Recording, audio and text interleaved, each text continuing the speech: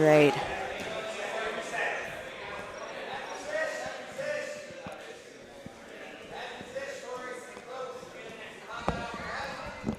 Right, Corey's got a nice little rush in there, but Keith defends. Right, Keith goes to pull.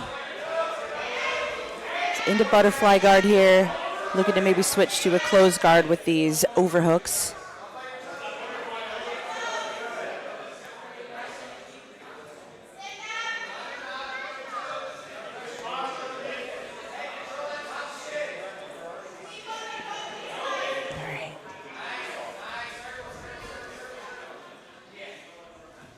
Yeah, Keith elevates. Looks like he wants to get in underneath to get to the legs. Oh, he's rolling through. Possible knee bar here. Yeah. Oh, this looks tight. Corey does a great job of trying to roll out. Corey's going to transition, or Keith is going to transition. Looks like he's trying to get a bite on a heel hook here. Corey's fighting the hands.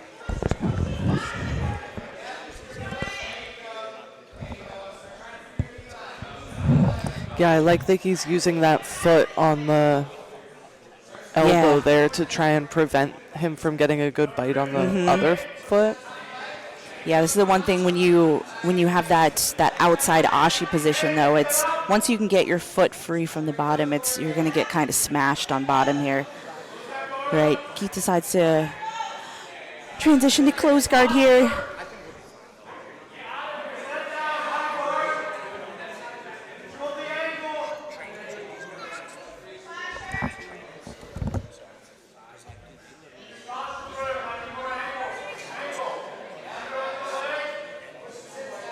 Right.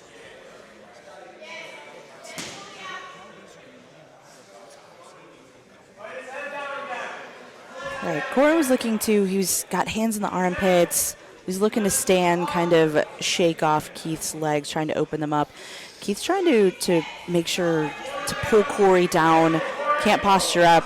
He's trying to look for more of a high guard. He's trying to get his legs on top of the shoulders instead of just like around the waist here. Yeah, I like that he's standing up to try and break the guard, but I definitely don't think just shake it. There we go. Yeah, you gotta get that knee in the butt. Knee more. Knee in the butt. Because, I mean, clearly Keith is a good guard player, so he's not just going to, like, easily fall off. Yeah, because sometimes you never tell, like, you can't tell. Like, you go to stand, and some guys, they can't keep that lock. But Keith looks like he's like, nah, I'm not opening this up for anything, not going anywhere. Right, yep.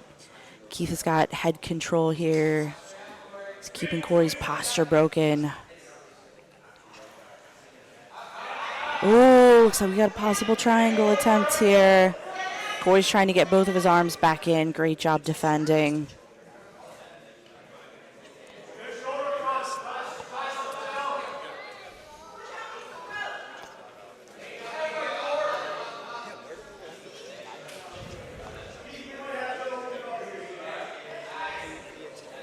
I still love to see a good close guard, though. I know that, like, some no-gi players, they just start shying away from it, even though, Laura, you're a fantastic close guard player, so yeah, I know this is your jam. But I think you just see, like, some people, you know, it's harder to keep the grips, you know. It's much easier in gi when you can get collar grips to keep someone broken down, but yeah, I still love to see a good close guard. Yeah, and it's depending on the rule set. If they have no incentive to get out, it can be very hard to do something to someone who's just defending and kind of like balled up in your full guard. Yeah. You really need to create movement from any kind of guard on the bottom. Well, Keith hopped on the head, and he used it to come up on top here. Looks like he might think about a Darce, possibly. But Corey's keeping that head pretty far back. Looks like he's trying to wrestle up for a second there, but Keith just heavy pressure, dropped him back down. I mean, we've just seen some non-stop attacks from Keith here. Oh, we've got a back take right at the end. Oh, very short time, but man, he's I mean, defended the hands. But yeah, I mean, that was definitely a dominant round, it feels like, by Keith. Yeah, but also we're seeing some very deep breaths by Keith here as well. So, Judges got a 10-9 for William Highfield. Well, yeah, we'll see if the cardio holds up for the next 2 rounds. yeah. So, judges' scores are in. All 3 of them scored 10-9 for Keith Highfield.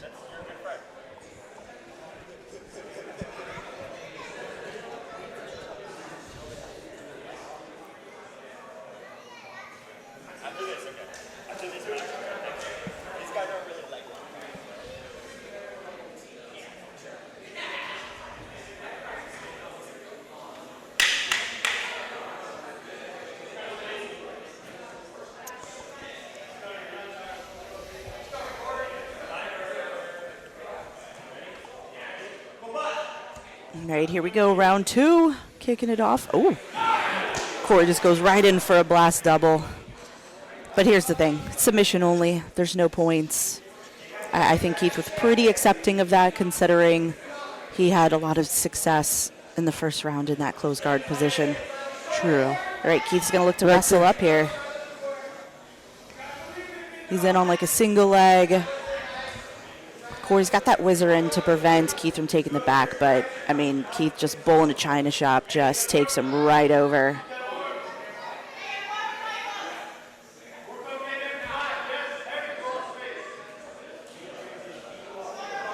All right, we see Keith here in north-south. Corey's just trying to move side to side to recover his guard. It gets back into a half guard here.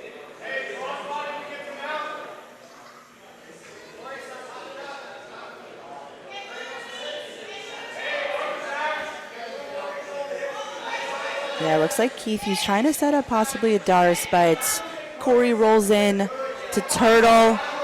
Keith has got one hook in. He's got to try and turn him over to the other side, create some space. Got to get that bottom leg free. There we go. We've got the back take, possible body triangle getting locked up here.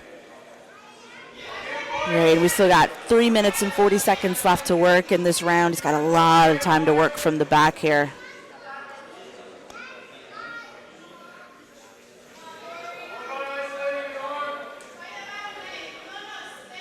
Yeah, body triangles create such an extra obstacle, like on top of the fact that you're defending the neck. You really have to be moving those hips and trying to fight the legs to open them somehow so that you can shift your hips out and get them off your back.